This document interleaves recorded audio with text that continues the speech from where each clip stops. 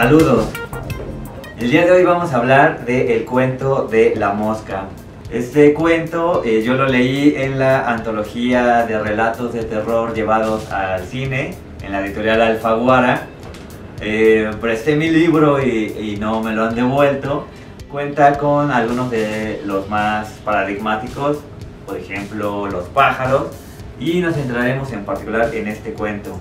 Y nos plantea esta idea de si la ciencia debe verse moralmente con mayores restricciones, si el fin justifica los medios, de que el paso está dado y no hay marcha atrás. El cuento de La Mosca es de Georges Langeland y nos habla, a diferencia de las películas, nos habla desde la posición de la esposa. Es un científico que trabaja sobre la teletransportación, uno de los sueños más acariciados tanto en la ciencia ficción e incluso en la ciencia. Se ve todavía lejano, pero este científico empieza a trabajar en este sentido, en esta investigación. En el cuento ya sabemos el resultado. En el cuento ya sufrió la metamorfosis y su esposa es quien tiene la voz narrativa, le está contando a su cuñado Arthur sobre la experiencia. La lectura, la narración, sí se siente la claustrofobia, sí es algo asfixiante, y en ese sentido pues el autor logró el cometido. Es una cosa curiosa, si lo quieren ver así, que el cuento fue publicado en la revista Playboy y fue considerado por la misma publicación como el mejor cuento de ese año. Y en ese sentido fue muy popular, se llevó al cine. La primera versión es de Newman, de Kurt Neumann, en 1958. Esta es una versión, aunque es todavía en blanco y negro, los efectos fueron bien logrados, incluso yo diría que es la mejor adaptación, es muy recomendable. Y si llegaron a ver, esta es una pequeña referencia, si llegaron a ver la película de Aliens contra monstruos, el científico que tiene la cabeza de insecto es muy parecido al de esta película. Y después la versión que se tiene más fresca en la memoria es la versión de La Mosca de 1986, donde ya es una postura un poco más mórbida, un poco más gore, si se quiere ver en ese sentido. Los efectos también son muy bien logrados. La visión es cómo se llega hacia el experimento y se falla. En el cuento ya se inicia sabiendo el resultado, y la experiencia es desde el científico y cómo va sufriendo estos dilemas éticos en cuanto a la ciencia, y está muy marcado también hacia la cuestión de la metamorfosis, que es dramática en esta versión. Otra referencia que hay en la cultura pop a La Mosca es en el capítulo de Los Simpson, en un especial de Día de Brujas, en el que Bart se teletransporta en la máquina que compró Homero en una venta de cochera. Entonces ese capítulo también es muy conocido. De hecho, casi todos los capítulos de Día de Brujas son referencias a la cultura del terror, ya sea en cuentos, en el cine o en algunas otras manifestaciones artísticas.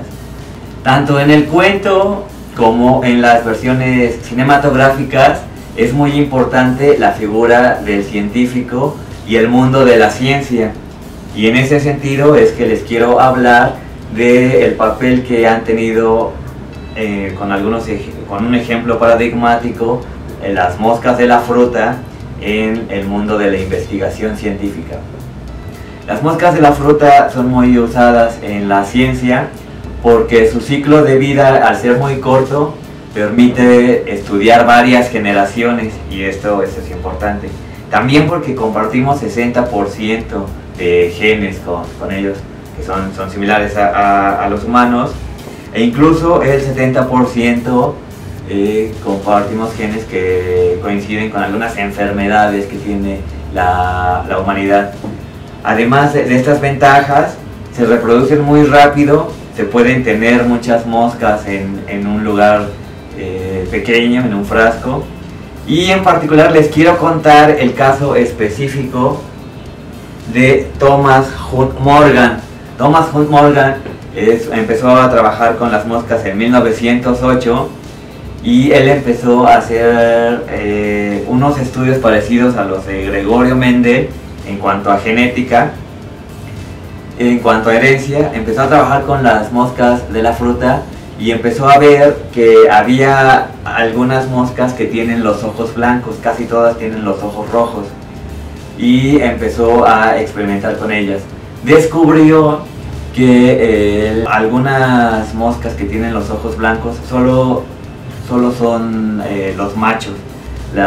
Hizo que se reprodujeran con puras hembras, que todas eran de ojos rojos, y empezó a hacer las estadísticas de las siguientes generaciones.